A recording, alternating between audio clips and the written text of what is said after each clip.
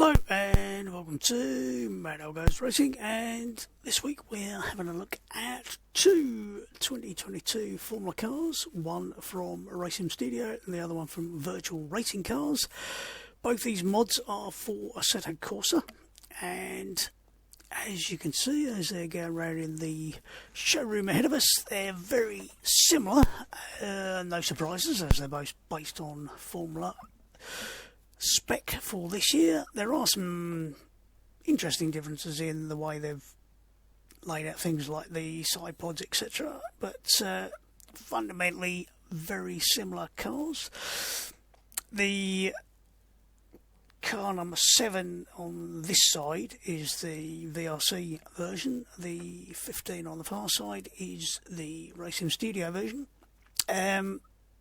You should swap over in a second to see them with the wireframe on, and when I do that you'll see that the Racing Studio car is probably the higher poly count. It's not sort of orders of magnitude more, but there's definitely more polys, especially on things like the tyres. So how much difference that will make, I don't know, but if you've got a lower end spec machine you might find that if you've got a lot more cars on grid, you might find that it's a little bit more difficult to get it running at full speed with the Racing Studio version. Other than that, there's no massive differences. Obviously they've got different steering wheels and other things, but you'll see that when we get in the car and go for a spin in a minute. But hopefully this is not quite as juddery as it looks when I'm replaying it here and just doing the voiceover. I did run this on my machine here rather than my main games machine, so my poor little 2060 might have been struggling a bit. But that's enough looking at things in here, and we'll get on with the looking at them on the racetrack.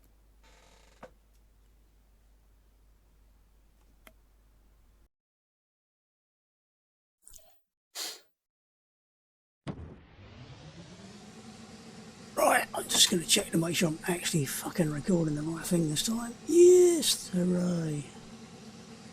Just did a shitload of recordings on the damn thing. Recorded the I'm starting up box from bloody ACC, not the actual video, which is not very helpful. Right, where are we, what are we doing? Right, Silverstone, Racing Studios, Formula Hybrid 2022. Basically the out of the box as it stands, so default physics for Shadow Patch 1.77, I think it is, and this is the one that's not a recommended version, so whatever, but it's got the enhanced physics, so I'll try and define what that means as we go around, but basically this is as it comes out of the box. Only thing I've changed is the sort of seating position of it. First thing to say is sounds good, and you can get on it fairly quick.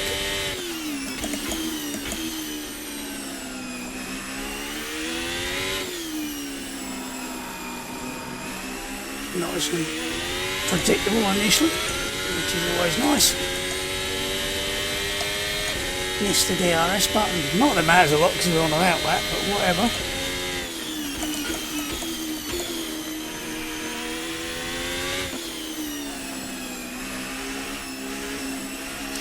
I think, although it's hard to quantify, it actually has a slight bit more understeer with the enhanced physics. Little bit of a lift. Chickened out.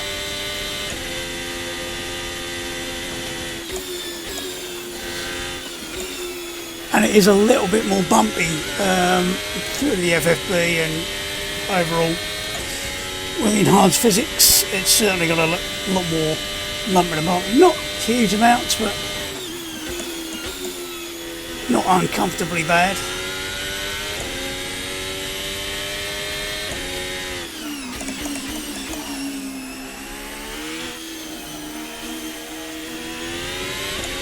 felt like it had a little bit more understeer. Whether I could increase the steering ratio a bit and get rid of some out, I don't know.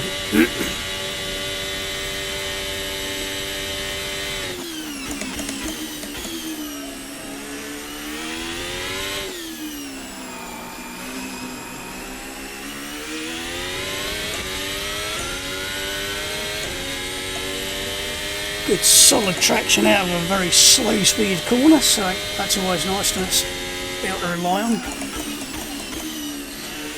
Again, nice consistent braking into there, doesn't seem to want to try and kill you, so that's always good. I don't know what that time is relative to, but whatever it is, it's green. Careful running out wide there, because if you run over the back edge of that curb, it can kill you.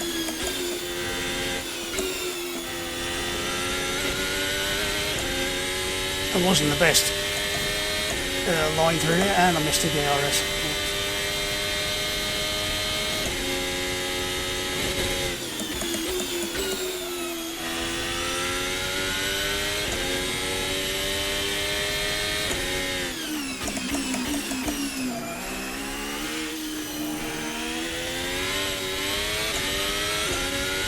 I got in the power a little bit earlier, trying to kill myself for the rotation of the car, but not too bad.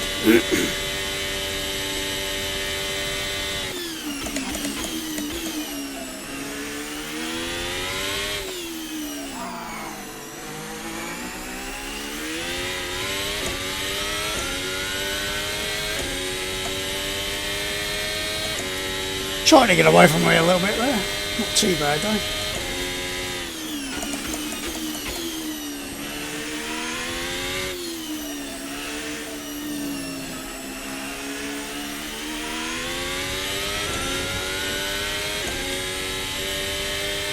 See if we can get a slightly better run through packets and maggots this time.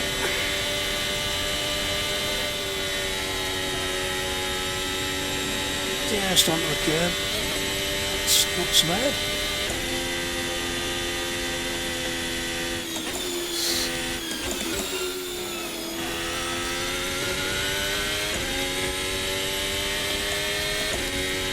Got the button this time.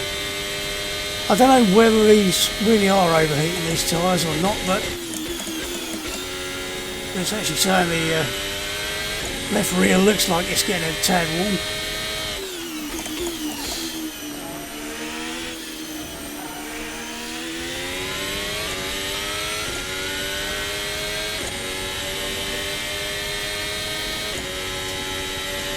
That'll do. So I seem to be able to do reasonably consistent sort of low 32s. I haven't done that many laps, but that seems to be about where I am, which I think is pretty much around where the lap record was from the race the other day. So I'd have to double check, but I thought it was a 32. I might be wrong on that. It might have been a 30. Either way, I'm a middle-aged git, and their Formula 1 racing drivers pay millions. You'd hope they're a couple of seconds quicker at least, wouldn't you? So that's the Racing Studio car.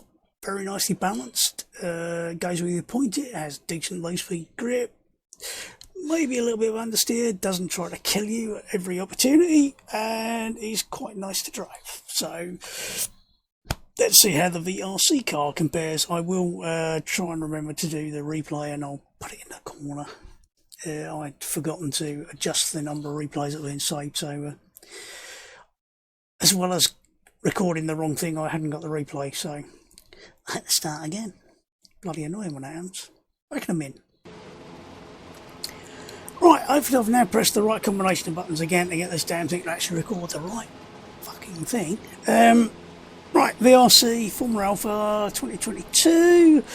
Again, out of the box, this is the 1.77 enhanced physics. The difference between the Racing Studio car and this car in terms of the difference between the standard and enhanced physics is night and day. This thing is much different if you've not got the shaded patches, or if you've got the recommended version, which is not the 1.77. So let's have a laugh and see what happens.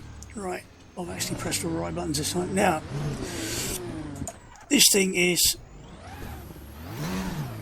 extremely easy to light the rear end up when the tyres are cold. I don't know whether that's just because of the differences between the tyres that VRC and Racing Studio have implemented, but this thing, I mean, it feels like it's just understeering like a pig around here, even at this sort of speed, because the tyres are cold. And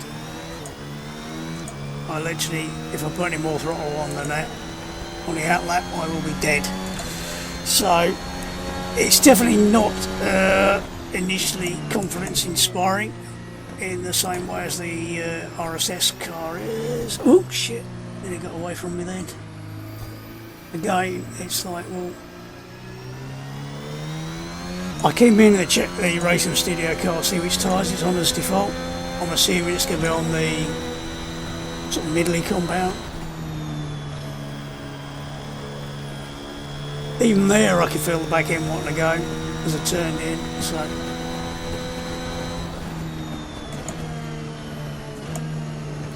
now I don't know how accurate the numbers are up the top there and the colours, but still got blue, which presumably means the tyres aren't up to temperature.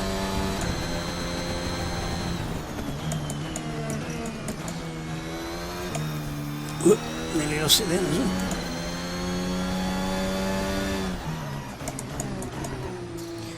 We'll eventually get some heat in the tyres, and then we will eventually be able to give it a bit of welly.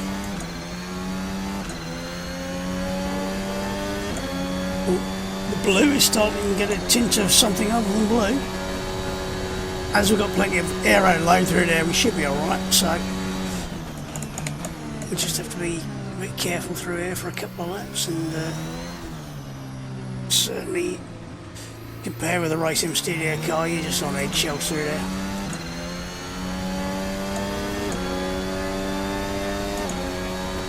I think this is carrying less aero, but it's very hard to tell. I think it gets slightly higher speeds at the ends of the straights, so it might just be down to amount of aero. This thing's got like A, B and C spec with options to adjust. I think it's 2 levels front and rear and then gurney flaps or something. Whereas the Racing Studio car has just got low through high 5 steps.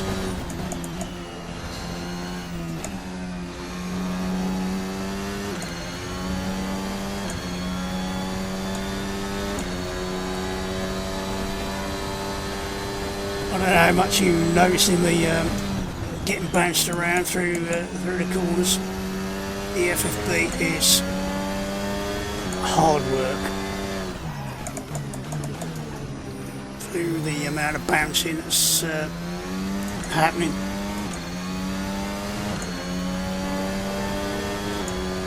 Like I said, the Racing Studio car's got a little bit of bounce in it. This thing's just like orders of magnitude more through the corners, and frankly it's fucking painful. I think I done my wrist in again. Again, the fucking car's trying to rotate like hell coming out here. I think it's just over the top, the amount of bounce they put in this.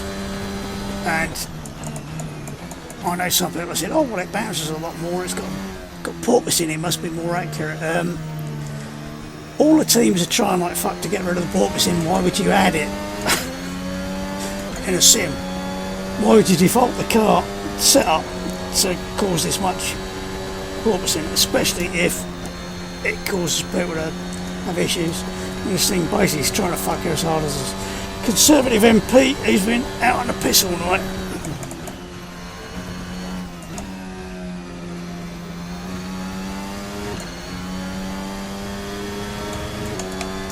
Missed the button.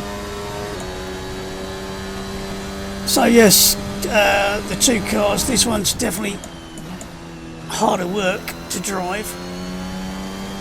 It's got more of a feeling of being on the edge,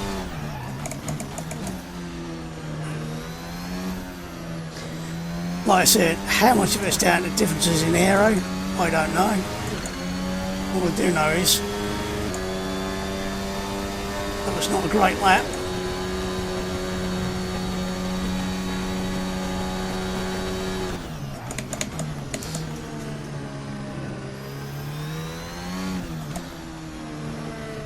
Probably regret going down a second. Whoop.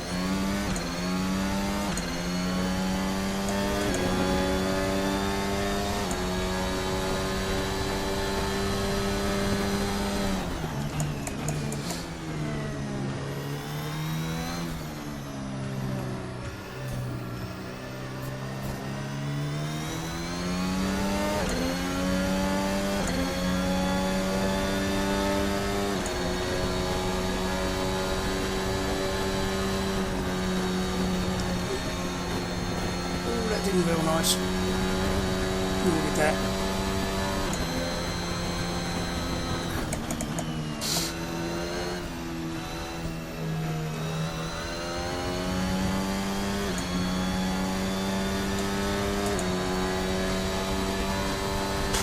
I'm sweating.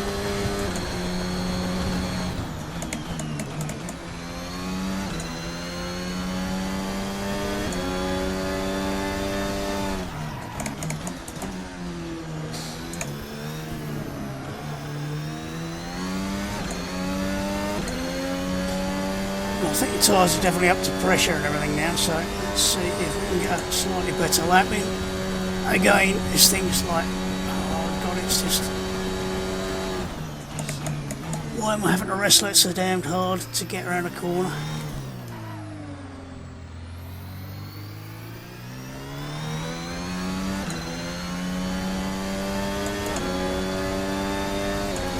But you just have to be so careful at the slow speed corners, and it's to the point where it's like, whether it's something to do with the way they're doing the battery and the extra engine recovery, whether it's difference in the actual power output of the internal combustion engine and the way they've done that, I don't know, but they have a little lift there because I didn't think I was going to make the apex for a second. Going there, oh god, it's painful.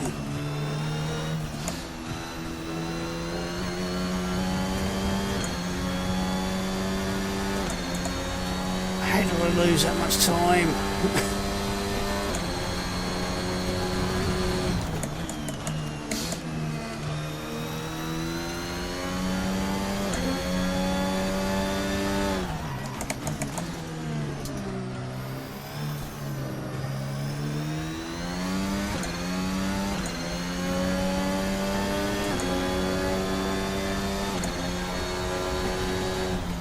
Now, I think that's enough because I'm just knackered. It's so much hard work to drive because it's just bouncing around all the time. Every time you put it into a corner, it's just OTT. I did actually try earlier on, after I thought I'd already recorded all of this, adjusting these height of the rear end a bit. Raised it up 5mm, it got rid of 90% of the bouncing. They've almost, it looks like they've deliberately put it as low as possible. It's only 5mm at the back end, the ground clearance, or the ride height is set to. I changed it from 5 to 10 and it got rid of most of the bounce. It certainly reduced it to more in line with the racing studio car. So why they decided to plant it this down low, I don't know. I don't know how much difference it makes in terms of lap times. It didn't seem to make a huge amount, but it definitely made it better to drive. It doesn't get rid of the fact that the slow speed on eggshells feeling is still there. It just doesn't seem to have, like I said, I forgot to check which tyres each car was on, but this is on the sort of medium of the three. But out of low speed corners, it's a handful. Very, very much a handful, trying to keep it all under control. Now, some people say, oh, well, it's a Formula 1 car, it should be difficult to drive. No, it should be difficult to drive right on the edge. It shouldn't be difficult to drive in a slower way.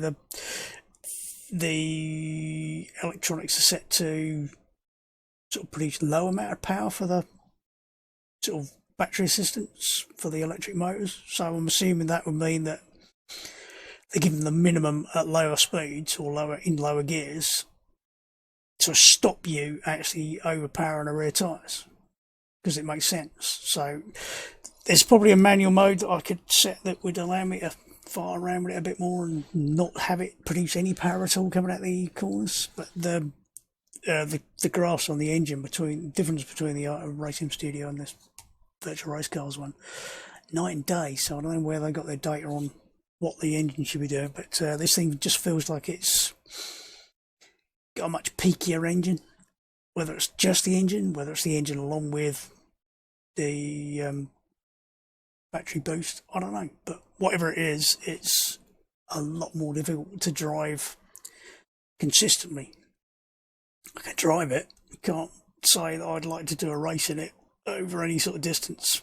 The Racing Studio car, definitely more friendly, shall we say, to the average driver like me. So that's that. Personal recommendation would be the Racing Studio car, but if you want the slightly more difficult to drive car, there's not a huge amount to choose between them in terms of costs.